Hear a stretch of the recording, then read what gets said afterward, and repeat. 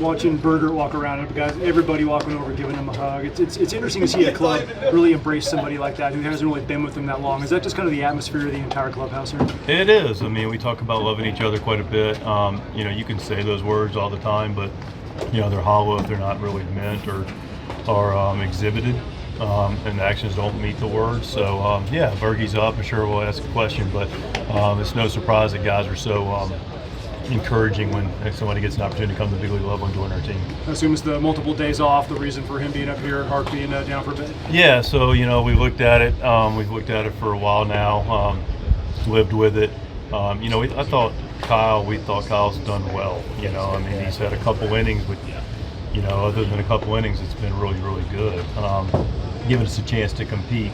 But you do look up and you recognize that day off yesterday, day off Monday, day off Thursday, go on the road, another day off, 2 days off on the road trip. So we looked up and we want to make sure we're taking advantage of our off days to rest our starters, but they're getting rest. Nobody's going to get compromised. Michael and Dylan were both going to go on regular rest at one point anyway with a 5-man, but now they're going to do that once also, but they're also getting extra days rest, and they have been getting extra days rest leading up to this. So a lot went into it, and here we are. So is this effectively a 4-man for a couple of weeks? It's a 4-man. We've got a date mapped out that that starts to 5-man again, but for a couple 3 starts, we'll be in a 4-man with extra rest. Excellent. Beautiful. Yeah, it is beautiful. How's Luis doing, Arraez, and do you expect to see him back when he's eligible? We'll see.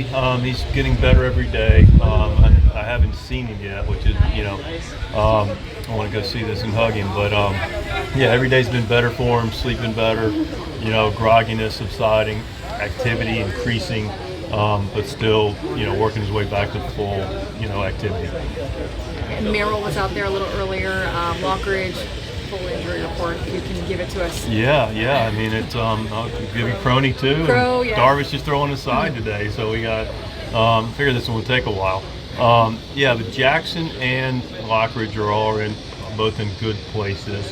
Have had they really were intentional about getting the proper amount of rest, but also the proper amount of treatment coupled with baseball activity while we were on the road trip, and they really have progressed nicely. We're going to continue to evaluate them in the next 3 days, but they're both getting to a higher increase in their running. They're both able to get closer to a sprint level, which is clearly good. Do some defensive work, and also some full swings and so forth. So they're getting closer. We'll still figure out what that looks like relative to being able to get out and what rehab or some kind of live DPs looks like. But they're getting closer. Brandon said he's running full speed though. So what's the next step? Who said that? Brandon. Yeah. Okay. So what's the next step for either? Being able to increase volume, being able to run full speed, and then being able to do a little bit more things to create a little bit more intensity to that. It's running full speed, then it's running full speed. How often? How much? What direction? Change direction. So those are the next boxes to check. Is there a chance they can return this homestand, or you'd rather be just? I think there's a much more likely chance that they're going to get through this 3 games, and then they're going to have a chance to go to Arizona to work on some live batting at bats and other things that will get them back to playing with us. Hopefully sooner than later, but I wouldn't expect this homestand, no ma'am. And do you have any clarity on Jason Heyward, what he's doing with it? I do have clarity on what he's doing. He is doing better. We got swings and flips in the cage yesterday, starting to do some directional movement, and is feeling better and recovering better. Everybody's recovering well and moving forward to the next steps of their progression. And what is Bergert's role here? What do you envision? The thing is, we've had Gillespie more in that longer role. With the days off that we have, I don't feel like that either Gillespie or Bergert need to absolutely be in the longer guy, but if the situation arises, they can be in that longer, Bergert's been a starter down in El Paso and he's built up, so if something happens that we need some innings, he can clearly cover that. Logan also just went 45 pitches with 3 days off. He can cover it, but I don't feel like we're now in a situation where one way or the other, we feel like we got to stay with this guy. I think long way of saying is both these guys can pitch out of the bullpen in shorter lengths and burst. Any update from El Paso on Reynolds' first outing, and how's Hoeing looking? Reynolds was good his first outing. Good news is he had a first outing, so that's a big deal. That he threw the ball well. Got through an inning pretty clean and recovered well. So those are all wins. Hoeing is progressing nicely as well and working towards a lot of batting practice in the somewhat near future, and we'll let you know when that happens.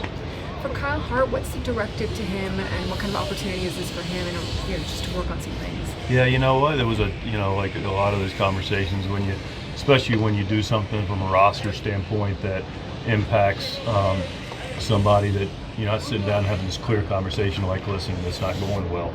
It was more of a conversation. We're excited about where you're going. We see improvement consistently about where you're going. I'm thrilled that he is partnered with the pitching group, the other starters, Ruben, and the pitching staff to continue to, as we get to know Kyle, see this progression of the better version of him. He gets to start to be more comfortable pitching the big leagues again. All these are favorable things. The reality is we have these, a unique schedule where it just makes sense to do what we're doing. So now let's go continue to do what you're doing, continue to be effective in between your starts with your work and your game planning, and then go do X, Y, Z to continue to perform when you come back up and help us out. I know he won't play against you in this series, but Ha-Seong Kim is in the other dugout for this weekend. Can you just reflect on what he meant to you and the Padres during his time? Yeah, a lot of respect for Kimmy. There's a lot of talk about love earlier. There's a lot of sincere love and appreciation. Not only I believe from us, but our fan base with Kimmy. He's a guy to easily love, and because he's such a good teammate. Clearly a good player that helps us win a lot of games here, but he also is a guy that excuse me, everybody can appreciate because he plays the game hard, and I think that's one thing that resonates with his teammates. Excuse me, I didn't know we were gonna have an hour scrum, so a little bit of water. No, that's okay.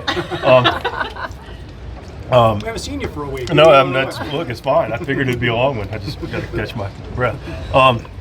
No, but it's a guy that, the way he plays the game, creates a lot of love and appreciation. So, we have that for him. Toddy taking his walks, how much more dangerous has that made him?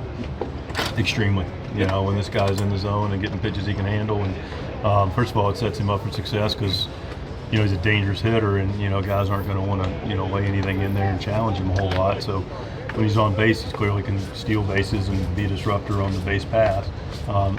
Coupled with getting a good pitch to hit, which he's got, a ton of talent, a good swing, he has a chance to do more damage. So it just has so much residual effect.